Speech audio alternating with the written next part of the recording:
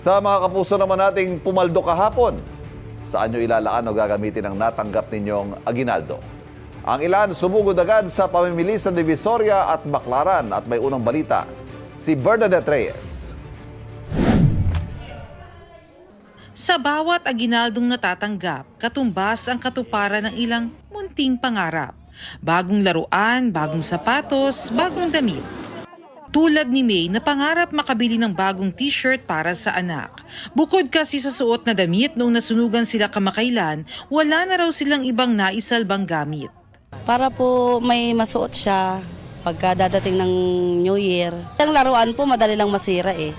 Ang damit hanggat sinusuot, mas ano pa po niya magagamit.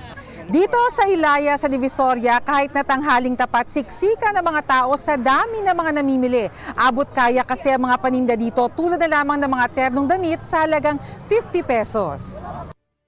Yung ibang magulang, yung napamaskuhan ng anak nila, pinamimili rin nila. Sa kanyang pwesto naman sa Baclaran sa Parañaque, sinalubong ni Sherwin ang Pasko.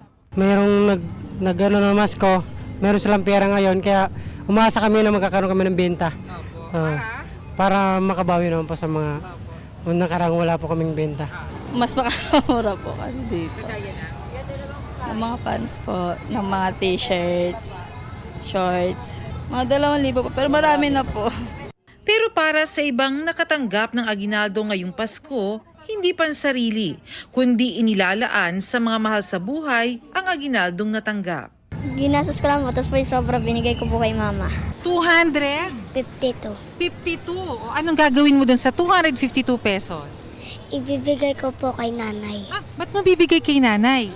Kasi po walang pera si nanay. Nakapamasko ka na ba? Opo. Anong binili mo? Ano po, panggip po sa papa ko saka sa lola ko. Wala po magagastos sa sarili ko. Iipunin ko lang naman din po yung ano dun. Yung magigip, yung napamaskuhan ko. Bakit gusto mong ipunin? Para po in case na emergency, may makukuha po. Ito ang unang balita, Bernadette Reyes para sa GMA Integrated News.